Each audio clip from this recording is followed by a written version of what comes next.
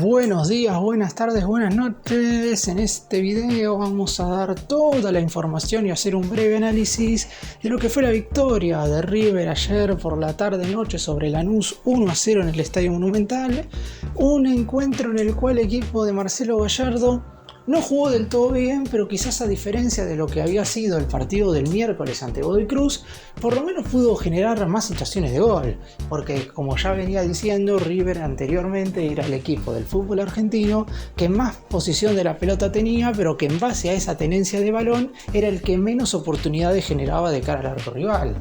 En esta ocasión, en el duelo frente al Granate, por lo menos pudo generar bastante. Si bien es cierto que necesitó de un espectacular Franco Armani, el hombre que ven en pantalla porque terminó siendo la enorme figura, tapando una pelota demencial en el primer tiempo y otra gran tapada en la segunda parte, como para que River se llevara las 3 unidades. Después hubo algunos puntos positivos, pero otros que lamentablemente siguen siendo negativos. Veremos qué es lo que decide hacer Gallardo con vistas al partido del próximo sábado frente a San Martín en San Juan.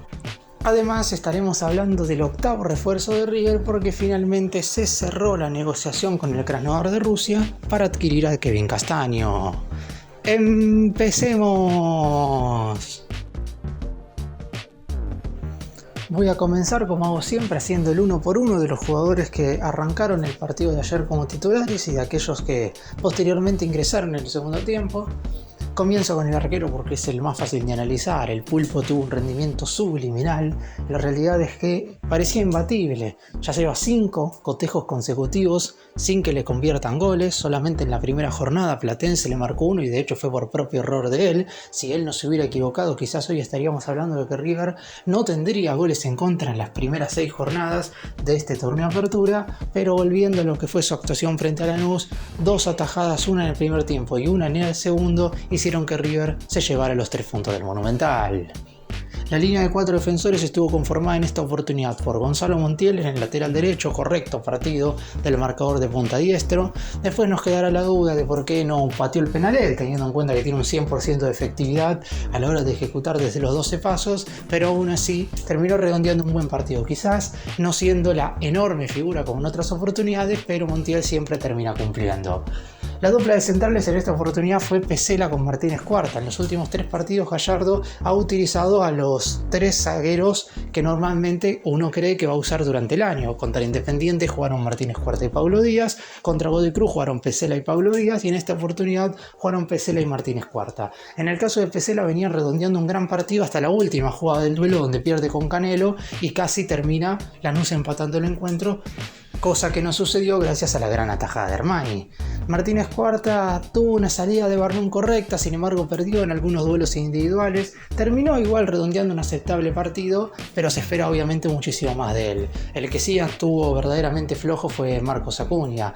En el primer tiempo defensivamente sufrió, en la segunda mitad se paró un poco mejor en ese sentido, pero no le está dando a River eso que se necesita de un lateral izquierdo en ataque, porque la realidad es que si bien es cierto que un defensor, en este caso un lateral, tiene que saber defender, en River son muy importantes los laterales a la hora de atacar y Acuña no le está dando al equipo la suficiente energía en ataque como para poder brindar jugadas de gol. En la mitad de la cancha jugaron Enzo Pérez, por momentos sobrepasado. Con el balón Enzo siempre es prácticamente un jugador distinto porque más allá de sus 38 años toca muy bien, va siempre hacia adelante y es muy vertical como le gustan a Gallardo los mediocampistas centrales. Pero en otras oportunidades, cuando el equipo rival tiene la pelota, empieza a correr para todos lados y a veces hasta ni siquiera llega a marcar. Galopo lo acompañó de pésimo primer tiempo, correcta segunda mitad, hizo un gol el cual terminó siendo anulado porque supuestamente la pelota rozó en Borja y después le terminaron haciendo el penal que el propio colombiano terminaría malogrando lo que podría haber sido el 2-0 de River. Si tengo que resumir el partido de Galopo, el primer tiempo fue de lo peor en su estadía en el club, mientras que la segunda mitad terminó siendo lo mejor desde que se convirtió en refuerzo. Y los volantes ofensivos fueron la gran sorpresa de Gallardo para este partido. Jugó el chico Santiago Lencina, bien tirado al costado derecho, con muy buenas individualidades. Obviamente le falta todavía el hecho de saber posicionarse bien en el campo de juego como para que el equipo no quede mal parado ante una hipotética contra. Está claro que necesita adaptarse a lo que es la máxima categoría, pero en lo que respecta, por ejemplo, al dominio de balón y a sacarse jugadores rivales de encima, lo ha hecho muy bien en algunas oportunidades del encuentro. De hecho, en la segunda mitad armó una muy buena jugada con Montiel antes de salir reemplazado. Y el Piti Martínez alternó buenas y malas. Claramente cuando tiene la pelota es un jugador que todos sabemos que algo puede suceder. Pero a diferencia de lo que sucede en los segundos tiempos, donde había ingresado de buena manera el partido en Mendoza frente a Godoy Cruz, no lo pudo trasladar por más de 45 minutos. Ya en el segundo tiempo se lo notó muy cansado. Y en lo que respecta a los delanteros, Driussi tuvo algunos toques de distensión interesantes, pero no está bien todavía físicamente, por eso salió en el entretiempo. Colidio malogró un gol imposible de perder en el primer tiempo y posteriormente ya en la segunda mitad no tuvo la misma constancia. ¿Quiénes ingresaron? En primera medida entró Rodrigo Aliendro para jugar en la mitad de la cancha en lugar de Enzo Pérez, lo hizo de manera correcta. También entraron en el centro del terreno de juego Santiago Simón, otro que ingresó bien en el sentido de la movilidad. Yo creo que hasta que Simón no logre transformar todo lo que hace bien respecto a ocupar espacios de cara a portería rival, es decir, si no consigue más gol, y va a seguir siendo un jugador que a veces puede dar alguna solución, pero que en la mayor cantidad de oportunidades se convertirá en un futbolista intrascendente. Borja entró en el entretiempo, marcó el gol de la victoria con un muy buen derechazo y después terminó errando un penal, y también entró el chileno Gonzalo Tapia en lugar de Colidio, bastante bien en esta oportunidad, más allá de que obviamente es muy pronto para analizarlo teniendo en cuenta que jugó muy pocos minutos. Y el que regresó fue Maxi Meza, que también entró en el complemento, algún que otro destello positivo, pero obviamente al haber estado lesionado durante las últimas 2 semanas necesita sumar minutos para ir ganando nuevamente tiempo dentro del campo de juego. El análisis del partido es muy difícil hacerlo si lo dividimos por tiempos como hago generalmente siempre, porque la realidad es que si bien es verdad que en el arranque del complemento se vio lo mejor del equipo de Gallardo, con un poquito más de ganas de lo que había mostrado en la primera etapa, la realidad es que River en general siempre tuvo la posesión de la pelota, pero le sigue faltando profundidad. Es verdad que en las pocas veces que fue profundo en esta oportunidad ante Lanús, pudo generar situaciones verdaderamente claras de gol, y eso es importante porque contra Godoy Cruz no lo había hecho, pero ni siquiera de cerca, salvo por alguna jugada individual del Piti Martínez. El pasado miércoles en Mendoza River no había prácticamente generado de cara al arco rival. En esta ocasión generó bastante, es cierto que casi ni acertó a portería porque la mayoría de las jugadas fueron malogradas, pero aún así por lo menos el equipo pisó el área rival más que en anteriores ocasiones. Lo que provocó también que el equipo contrario, en este caso Lanús, también le generara un poco más, sobre todo por algunos descuidos de River. La jugada en la cual Armani tapa una pelota espectacular en el primer tiempo termina siendo favorecido Lanús a causa de un mal rechazo de Martínez Cuarta de zurda, y después el propio defensor no logra salir a tiempo para dejar en offside al futbolista de Lanús, lo que terminó provocando que Walter Bou quedara prácticamente mano a mano con Armani. Es cierto que no queda del todo cómodo para definir y eso le da al pulpo la oportunidad de redimirse, pero aún así terminó siendo una enorme atajada.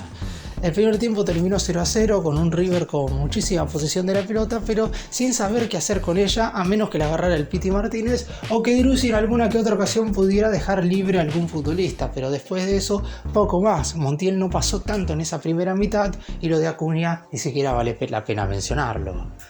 En el complemento, sobre todo en el inicio, River sí se mostró mejor, sobre todo porque hubo algunos futbolistas que mejoraron. El caso de Galopo es el más emblemático de todos, porque el primer tiempo del ex Banfield había sido verdaderamente muy malo, y en la segunda mitad, si bien no digo que haya sido espectacular, porque a Galopo todavía le falta demostrar muchísimo en River, pero es el único jugador junto con Armani que ha jugado de titular los 6 partidos, así que uno tiene que suponer que para Gallardo es titular, no sé si indiscutible, pero por lo menos en esta oportunidad lo ha considerado de esa manera. Y mejoró en esa segunda parte y eso permitió que River también mejore.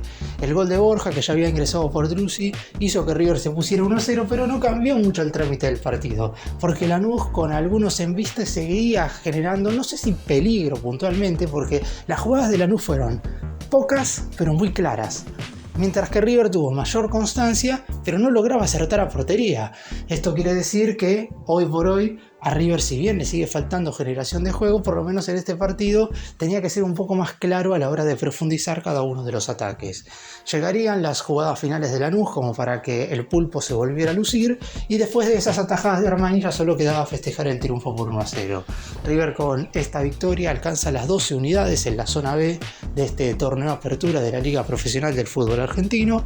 3 victorias, las 3 de local, 3 empates, los 3 de visitante. Veremos si en la próxima jornada, jugando fuera de casa, puede finalmente llevarse los 3 puntos fuera del Monumental, si los necesita, porque de esa manera empezará de a poco a asegurar la clasificación a los octavos de final. Recordemos que de los 15 equipos que están en cada una de las zonas, son 8 los que se meten en la siguiente instancia del torneo.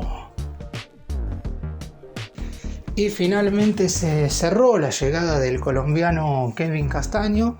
El mediocampista central que está jugando en el Krasnodar de Rusia será el octavo refuerzo de River en este mercado de pases. Recordemos que si bien el periodo de transferencias en Europa está cerrado, en Rusia todavía se mantiene abierto, y teniendo en cuenta esto, el millonario ya hace aproximadamente 10 días que viene negociando con los directivos del elenco europeo para intentar contratar a este volante central, que es un jugador de selección, que es un futbolista que por sus condiciones le va a servir mucho a River, pero que no va a llegar y va a ser titular. Y digo esto porque hemos visto que el nivel de Enzo Pérez no ha sido el mejor, pero aún así no creo que llegue y Castaño se ponga la 5 de River para brillar en la mitad de la cancha. Ojalá que si le toca hacerlo lo haga lo mejor posible, pero me parece que a partir de lo que va a ser el final de esta semana y el arranque de la próxima, que es donde se estará oficializando verdaderamente su llegada como refuerzo, ahí es donde empezaremos a tomar cierta medida de quién es este jugador en cuestión.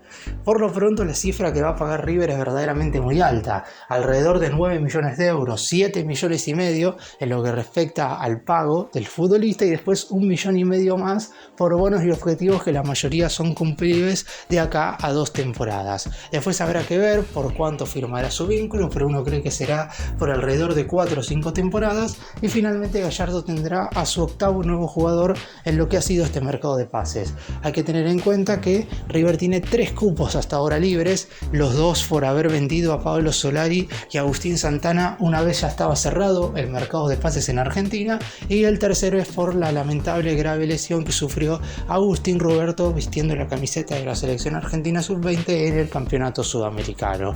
Podría inclusive River tener un cuarto cupo, pero para eso debería confirmarse la salida de Rodrigo Villagra al exterior, y como sabemos su partida todavía está frenada porque el grupo empresario Foster Gillett, que es quien iba a abonar los 11 millones y medio de dólares para quedarse con el volante, todavía no ha puesto el dinero, o por lo menos a River no le ha llegado. Pero el arribo de Kevin Castaño termina siendo una buena noticia como para que el muñeco esté terminando de conformar el plantel. Y lo digo en potencial porque todavía no está cerrada la plantilla, porque como ya sabemos, la caída del pase de Lucas Esquivel provoca que River vaya en búsqueda de otro lateral izquierdo, y si a eso le sumamos el bajo nivel de Marcos Acuña, no digo que sea una super obligación traer un marcador de punta zurdo, pero ya de por sí, si Gallardo quería a alguien desde el 9 de enero y todavía no sabíamos cuál iba a ser el nivel de Acuña, ahora con el rendimiento bajo que lamentablemente está teniendo el campeón del mundo con la selección argentina, y no queda otra que ir a buscar un jugador en esa posición. Esquivel había sido el elegido, pero lamentablemente se cayó toda posibilidad. Así que estamos a la espera de saber en definitiva cuándo se oficializa lo de Castaño. Ya se están cruzando los papeles y documentos para que pueda convertirse en jugador de River. Obviamente el hecho de que esté jugando en Rusia va a hacer que se tarde un poco más su arribo al país. Seguramente estará dentro de una semana llegando a la Argentina, por lo que todavía River tiene que tener un tiempo prudencial trabajando con el actual plantel antes de sumar a este jugador que quería jugar en el más grande, teniendo en cuenta que para tener más competitividad de cara al Mundial 2026 quería salir de Rusia y en este caso regresar a Sudamérica. Para cerrar y contar un poco lo que viene en el mundo River en el corto plazo, a River le quedan exactamente 5 partidos antes del parate por la fecha FIFA de marzo. Estará jugando el próximo sábado 22 de febrero contra San Martín en San Juan por la 7ª jornada de este torneo apertura. Posteriormente, el siguiente duelo en el Estadio Monumental será el sábado 1 de marzo contra Estudiantes de La Plata. Después jugará entre semana el miércoles 5 en el Estadio La Nueva Boya en Asunción, en en Paraguay el cotejo correspondiente a la Supercopa Internacional frente a Talleres de Córdoba, en lo que podría llegar a ser el primer título de los dirigidos por Marcelo Gallardo en este 2025. Posteriormente, un par de días más tarde, el domingo 9 de marzo, jugará su último partido en el Monumental antes de la fecha FIFA, será frente a Atlético Tucumán, y después, 6 días más tarde, sábado 15 de marzo, estará visitando a Riestra por la jornada número 10.